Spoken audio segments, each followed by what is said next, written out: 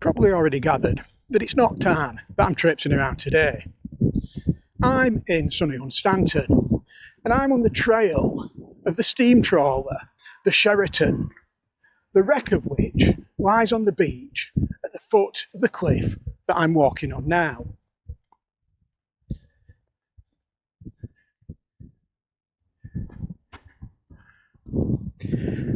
I am actually on holiday, but I brought my camera just in case. And I'm kind of glad I did, because when I heard about the wreck, I thought, what a great topic for a new video. Hunstanton has always played a major role in maritime affairs, overlooking as it does the Wash, a multi-river estuary that is home to several large ports.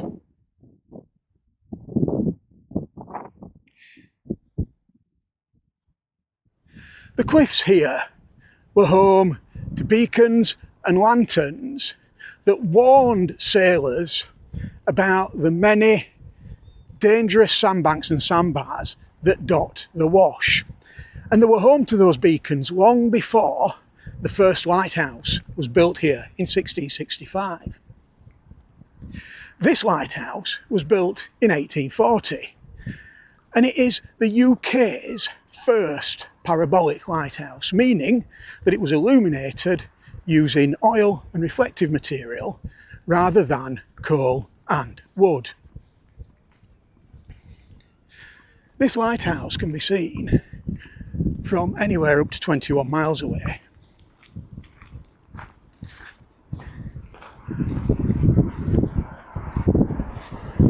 In World War II, gun and searchlight emplacements were built on the cliff, and on the beach below, landmines and anti-tank barriers installed.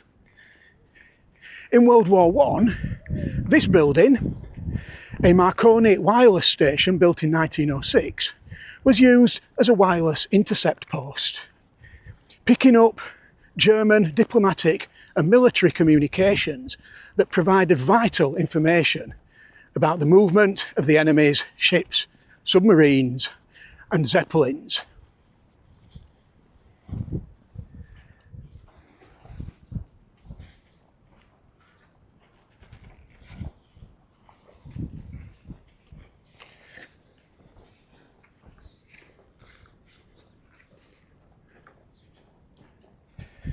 But the piece of naval military history that I'm interested in today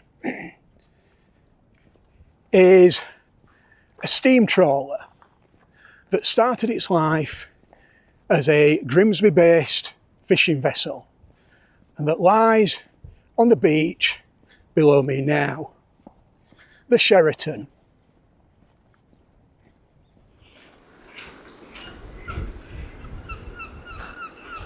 I'm on Hunstanton Beach at the foot of the cliffs, and I'm heading towards the wreck of the Sheraton. It's a very breezy day today, but the view is magnificent. The cliffs are indeed magnificent, but a little subject to erosion, as the rock falls at either end and along the way might suggest. So I'm going to keep my distance, let's put it like that.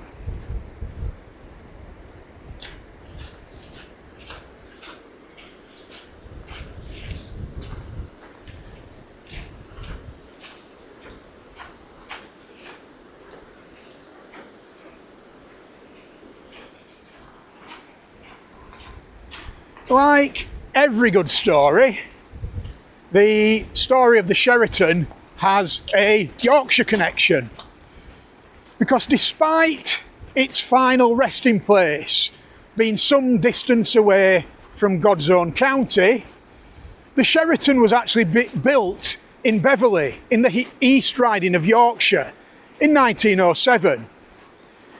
Its first duties were as a fishing trawler off the coast of Grimsby. Then, in the outbreak of the First World War in 1914, the Sheraton was commissioned by the Royal Navy and it was used for anti-submarine patrols, minesweeping, and laying and patrolling the boom defences. The boom defences being large fences and obstacles laid in the sea outside harbours and anchorages around the UK to protect them from enemy shipping. And at the end of the First World War, the Sheraton then returned to its fishing trawler duties outside of Grimsby, until that is the outbreak of the Second World War, where it was armed with a 6-pounder gun and sent out on the North Sea patrols. It may well have been one of the many little trawlers that protected the fleets that were massing for the D-Day invasion of northern France in 1944.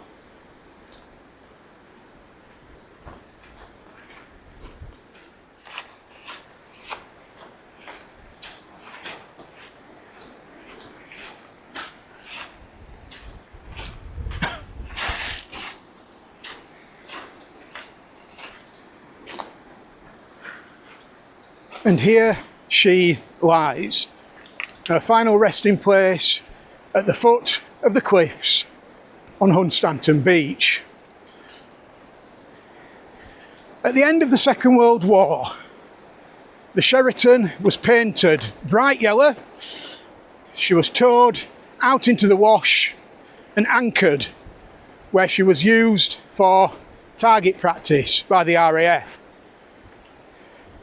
Until, that is, 1947, when she slipped her anchor, drifted and ran aground here, where she has been ever since.